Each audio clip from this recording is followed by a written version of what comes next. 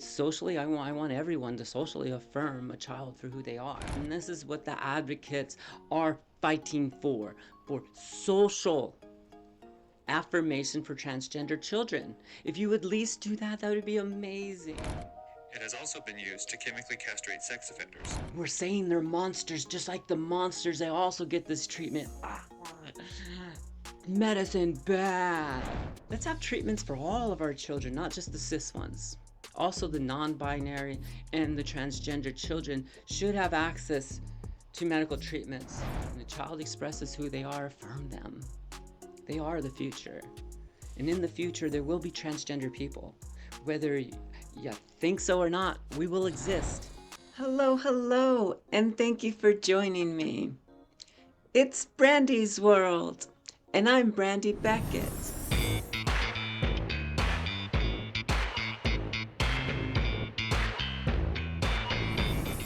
Okay, hi y'all. This is Brandi from the future. I had to come back and cut in this part because episode 2 is taking longer than expected. So we're going to do another attempt at finishing episode 2 of season 2 for Generation Indoctrination.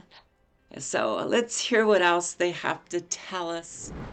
Then perhaps surgery that irreparably alters their secondary sex characteristics. But it is all a lie. Biological sex is immutable. Medical interventions, such as blockers, hormones, and surgery, produce grave harm as they Biological sex is immutable, but we're not talking about that. We're talking about gender. So, whatever. attempt to circumvent biology in pursuit of a physical impossibility. In many ways, this is also a child abuse scandal, since children cannot give adequate informed consent to the medicalization which yields such dire repercussions. Worse still, No one is saying that. No one is. Children are getting treatments through medical anything or doing it through their parental advisory, right? Through their parents, through their guardians, through whatever adult figure who oversees their life. It is not the children doing it on themselves, and it's not people sneaking behind and taking children away to do medical experiments on them. They're gonna twist stories in here is what I think is happening, right? many of the young people who have embraced a trans identity and are being steered down this destructive medical pathway are already dealing with one or more mental health challenges that can be left unaddressed in the rush to treat symptoms of gender dysphoria rather than its causes. Until recently, the idea of sex change It's causes. You want the causes, they looked inside themselves and they recognized that the identity was different than the expression. So you want to stop the looking inside. Is that what you're saying, Brandon? You want children not to identify themselves? Because that's the cause. The cause is they recognize who they are. And that's what you want to stop. That's scary. surgery struck many Americans as a fundamentally strange thing that only very troubled people would pursue. Doctors who prescribed off-label hormone treatment knew they were risking their careers and were thus reluctant to advertise their services. Very few surgeons performed so-called sex change operations. The idea that children of all people could benefit from such treatment would have been unthinkable. The first well-documented case report of a chemical puberty blockade was in the Netherlands in 1998, where a pediatric endocrinologist, together with a psychologist, decided to do a medical intervention on a 13-year-old girl suffering from gender dysphoria. The rationale was that the distressed patient should receive a puberty-blocking drug because the effects of going through the pubertal processes would have been traumatic. They also reasoned that pausing those signals in the brain that would give the person time to adjust and then later decide whether to move towards surgery that would alter the body so as to appear more like the opposite sex. Oh, the part they're not getting is if you block the puberty, you don't need the surgery. The surgery is to correct what the puberty did. Does that make sense? Block the puberty and then later you don't have to worry about the surgery. Come on, people. This approach, which European nations have now moved away from, has been called the Dutch Protocol. The Dutch Protocol has come under increasing scrutiny. A January 2023 article in the peer-reviewed Journal of Sex and Marital Therapy, a highly respected publication in the field of psychology, strongly criticizes the current approach to gender-affirming care. It describes what has happened in the field of pediatric gender medicine as an example of, quote, runaway diffusion, unquote, a phenomenon, quote, whereby medical community mistakes a small innovative experiment as a proven practice, and a potentially non-beneficial or harmful practice escapes the lab, rapidly spreading into general clinical settings, unquote. Citing 140 different studies and reports, the authors offer a sustained and serious critique of gender-affirming care, including a rebuttal of the Dutch protocol's defenders. It has become increasingly clear that the medical research behind gender-affirming care is vanishingly small, overhyped, and downright misleading. That's just your opinion, Brandon. It's become abundantly clear that there are other people who don't like trans people, like I don't like trans people, so there you go. It's abundantly clear that none of it works. What are you even talking about? However, the fact that this would be acknowledged in a leading peer-reviewed journal is something new. Perhaps the tide will turn, but it has not yet done so, and a growing number of young people are at serious risk of harm. Yes, because when we look to the experts in the field of endocrinology, in the field of pediatrics, in the field of gender dysphoria treatment, when we look to those experts are in consensus of yay, we can treat gender dysphoria. We have great treatments for gender dysphoria. In fact, we have standardized treatments for gender dysphoria. Yes, we got this down in the medical field. I say we, I'm saying the royal we. I have no idea about the medical field because I'm not a medical expert at all. I studied anthropology, not medicine. But I understand that there is a consensus among the experts within that field. So if you look to another field and say that field doesn't understand what's going on in this field of medicine, but yeah, why are you looking to that other field? They're not experts in what you need to talk about, Brandon. You think that's good enough that someone has a doctorate degree, they can have opinions about other fields that they're not experts in, and you're going to value that more than the experts in the field. That's remarkable. I think y'all are just biased and want the conclusion that you already determined you want. All right. Okay, so we have these guys appealing to authorities in other fields for their opinion. Let's see what else they're going to say. Let us look at why that is the case. When puberty is initiated in the human body, the hypothalamus increases its pulsatile release of gonadotropin-releasing hormone. This then triggers the pituitary gland to release LH and FSH hormones into the bloodstream. Those hormones affect the gonads and cause the release of testosterone from the testicles of boys or estrogen from the ovaries of girls. Those same LH-FSH hormonal signals from the pituitary gland are released in adults to maintain testosterone or estrogen levels. One of the hormone blockers routinely used to pause puberty is Lupron, also known as Leuprolide. Like triptorelin, the blocker that was used in the 1998 Dutch case report, it blocks the release of LH-FSH, which stops testosterone from being produced and released from the testes or estrogen from the ovaries. In its approved use, Lupron is for treating prostate cancer in men and endometriosis in women. It has also been used to chemically castrate sex offenders. To date, there has never been any FDA. I like how they throw that in at the end. It's also being used to chemically castrate people who are monsters. Therefore, we shouldn't treat children because we're saying they're monsters, just like the monsters. They also get this treatment. Medicine bad. Come on, Brandon. Medicines are used for a multiple of different things. So be glad that we have the medicines to treat these afflictions. Stamp of approval for puberty blockers to be used to treat gender dysphoria in children in the United States. In 2022, the FDA issued a warning to be added to Lupron, noting that brain swelling and vision loss were among the drug's side effects. Another long-term side effect of hormone blockers is bone density loss. When blockers are administered to a pubertal age child, the bones do not form as they should, the calcium deposits do not happen as they normally would, and normal physiological development is hindered. In the United Kingdom, A cohort of 44 12 to 15-year-old youth who were put on blockers at the London-based Tavistock Gender Clinic, which as of this writing has been ordered to close in 2023, were tracked for 9 years. According to their findings published in the academic journal PLOS ONE, when the children completed chemical puberty blockade at age 16, the researchers found reduced growth in both height and bone strength. Yes, compared to the other people who are not on that treatment. Of course you are, because androgen drives that bone growth. Why do you think that the boys get taller than the girls at a certain stage? Isn't that weird? Like, girls tend to be a little bit taller than boys until puberty, and then boys grow up taller.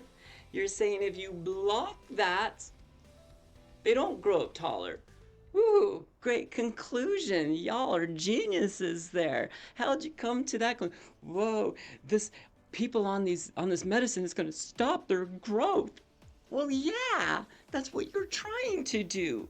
You're trying to stop some of those effects that the androgen driven hormone is doing to the body. So, yes, you would expect that. Check one off. Yay. That worked. Check. The 44 who were given the hormone suppressants, 43 went on to take cross-sex hormones. Okay, cool. Why is all this scandalous? At the very Wait, weren't they saying earlier in the study when children are exposed to medical treatments for their gender dysphoria that most of them are just going to change their mind anyway? Doesn't this study like defeat that? Right? Doesn't it? The root of the current American treatment protocol for gender dysphoria is the lie that gender dysphoria is an endocrine condition with manifested physical symptoms.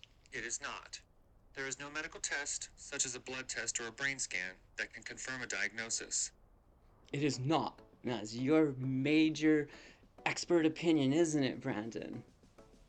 How can you just say it is not? The main doctor I see is my endocrinologist. The doctor I rely on is my endocrinologist. The doctor who knows my body best is the endocrinologist. Yes, I'm dealing with an endocrinology problem. That's what I'm treating. I'm treating this endocrinology system. Yeah. Rather, gender dysphoria is a mental health condition with an official definition in the DSM-5, the manual detailing the diagnostic criteria for mental health conditions. Gender dysphoria only becomes an endocrine condition with the introduction of hormones that would ordinarily. Oh wait, how come you didn't read what the DSM-5 says? He just says, "Oh yeah, they talk about it in the DSM-5, therefore it must be a mental condition." What else is in the DSM-5 that I can point to that is not necessarily a mental condition? Your brain controls everything in your body. Of course, when something's going on, it also is going on in your brain, especially something in the endocrine system. My hormones go through my brain as well. Yes, there's going to be neurological things that are driven by hormones, and neurological things are going to react on hormones. And yes, that's all part of the system. We will expect that. You're talking about things we expect to happen through medicine, and you're thinking it's insane, it's bad. But that's not the case. Not be present. The introduction of foreign hormones can induce the endocrine disease state of hypogonadotropic hypogonadism, which shuts down the production of sex hormones in the testes of males and ovaries of females, resulting in what amounts to chemical sterilization. Since doctors are the ones who induce this condition, it is called iatrogenic, which refers to an illness that is caused by medical examination or treatment. We are of the view that doctors should not be in the business of causing disease. Moreover, the human Doctors should not be in the business of causing disease. Did you hear yourself just then? Okay. Let's hear what else they're going to have to say. endocrine system is a delicate ecosystem, and hormone levels are based on one's biological sex. If someone was suffering mentally and the root of the problem was a thyroid issue causing hormonal dysregulation, a patient would likely visit an endocrinologist to address the problem, and the goal would be to balance their hormone levels. Hormone levels are a function of biological sex. When high doses of wrong sex hormones are introduced into the human endocrine system, serious problems result. Hormone treatment, even when properly administered, is risky. According to the Mayo Clinic, the long-term risks of hormone use include infertility, deep vein thrombosis, pulmonary embolisms, high triglycerides, a type of fat, lipid, in one's blood, weight gain, high potassium, called hyperlipemia, high blood pressure, hypertension, type 2 diabetes, cardiovascular disease, excessive prolactin in one's blood, hyperlactemia, nipple discharge, and strokes. What Yeah, you forgot blood clotting too. My doctor always reminds me about pay attention blood clotting. The hormones that I'm on, they're no joke. Hormones are a powerful drug that do a lot to the body. Our body relies and depends on hormones. So when you shift and change those hormones, a lot happens to your body. A lot does. A lot happens to your experience in the world. Literally, you see the world through a different lens when you shift your hormone balance. I can attest to that. I experience so much differently, but so much of the world feels so much better and more clear and right to me. It affects your cognitive abilities. It changes some of your cognitive thinking. Hormones change some of your body, the way your body functions, the way you react to other medicines, the way you react to foods, the way you react to the world around you changes based on your hormones. So yes, there are plenty of dangerous side effects.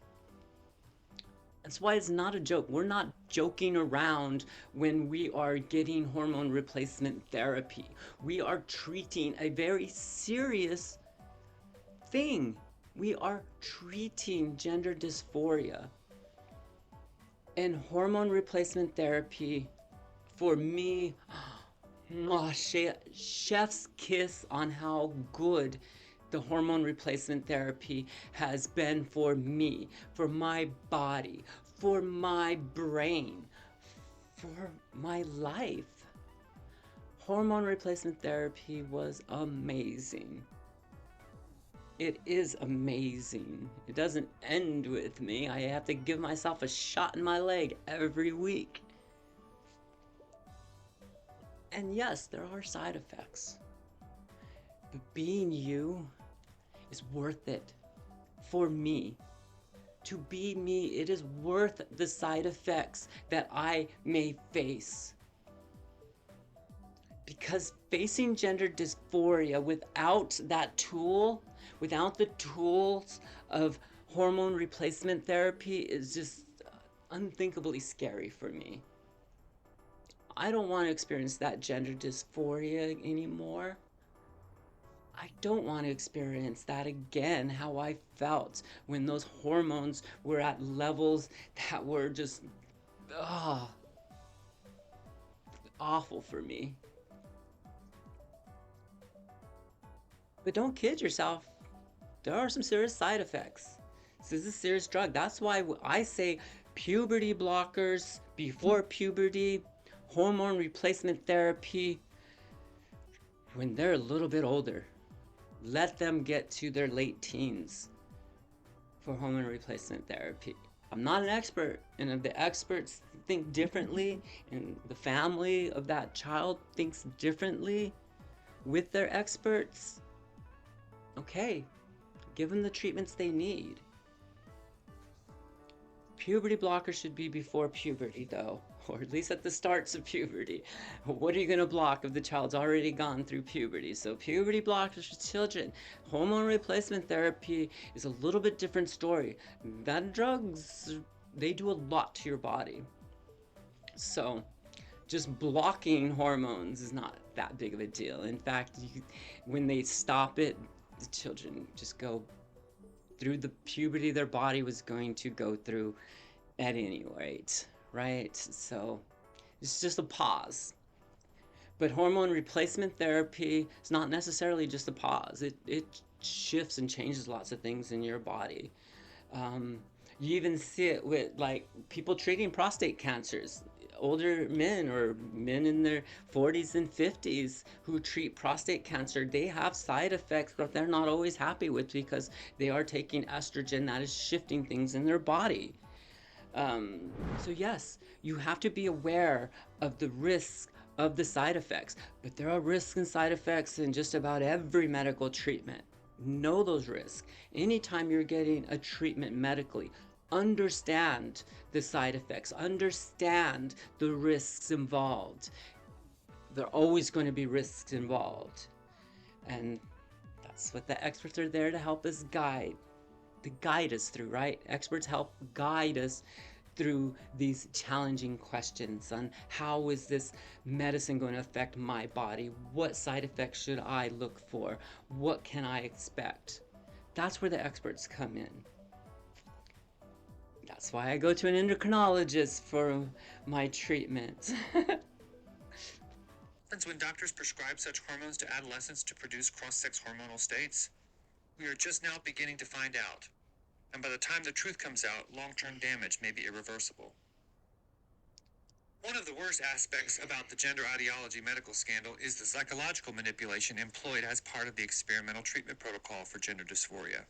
The distress over one's gender is, according to trans activists, so intensely strong that unless such individuals are allowed to go down this medicalized pathway, they are at a significantly elevated risk of suicide. When parents hear that their children suffering from gender dysphoria might kill themselves, they often freeze in a desperate panic, and many will then do whatever the doctors and clinicians say they should. The emotionally manipulative question that is posed to such parents is, would you rather have a dead daughter or a living son? In many professional settings, Solid question, right?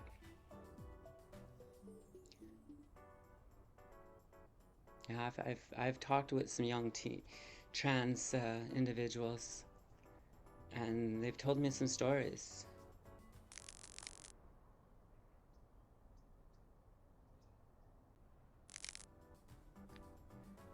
When I told a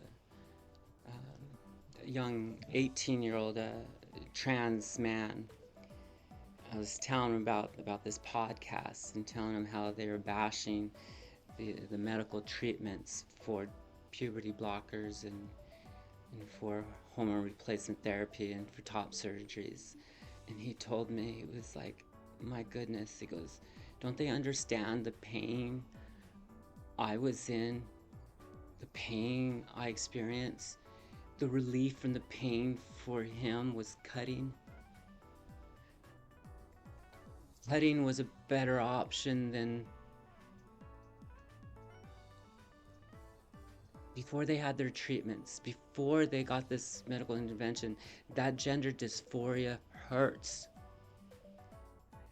And it breaks my heart knowing that my trans friend would have to cut himself because he couldn't deal with the gender dysphoria. And then when he did get his medical treatments, he needed, got the hormone blockers, the puberty blockers, got the top surgery, and started hormone replacement therapy. Oh my, it goes away. Those pains go away. They went away from him. He's an awesome 18-year-old who's striving right now. He's got treatment. And knowing kids are getting denied treatment and have to do what? Try to just deal with themselves, deal with gender dysphoria on their own, self-induce medically themselves, treat the pain of gender dysphoria on their own? Is that what they want those children to do? I want these children to have experts help guide them through this gender dysphoria they're experiencing. I want them to overcome this gender dysphoria because we can. We can do it socially and medically. You can overcome gender dysphoria. under current regimes, the recommended treatment is gender-affirming care, which means steering patients down a pathway that begins with social transition.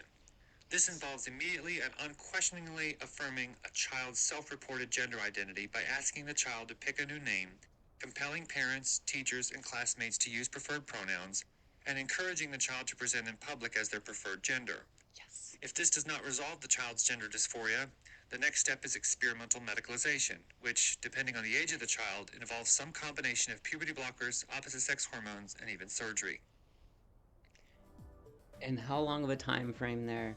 And where you start with one and then you later introduce those other treatments. It's not all at once. It's not March. You're going to, that child's that comes to the parents in March and says, hey, I'm experiencing a lot of gender dysphoria and I need help with it. And the parents are like, cool.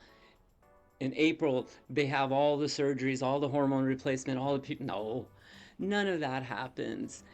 Social, that's the main thing these children need, and this is what the advocates are fighting for social affirmation for transgender children. If you at least do that, that would be amazing.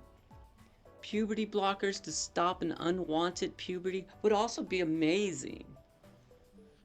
Beyond that, that's going to have to be individual cases. And I want to leave that up to the individual families who are looking at the child's best interests and the experts who are looking at the child's best interest. I want that team of people making those decisions. But socially, I want everyone to socially affirm a child for who they are. Right? When a child expresses who they are, affirm them. They are the future. And in the future, there will be transgender people. Whether you think so or not, we will exist. We will continue to exist. And there will be more children who happen to be transgender children. And then more children. And more children. Because children are children, and some of them are transgender. Some of them are non-binary. But most of them are cis. Let's have treatments for all of our children, not just the cis ones. Also, the non-binary and the transgender children should have access to medical treatments for stuff like gender dysphoria. I am going to leave you as I always do with this message. Love yourself, but more importantly, like yourself, and treat people the way they want to be treated. Bye-bye for now.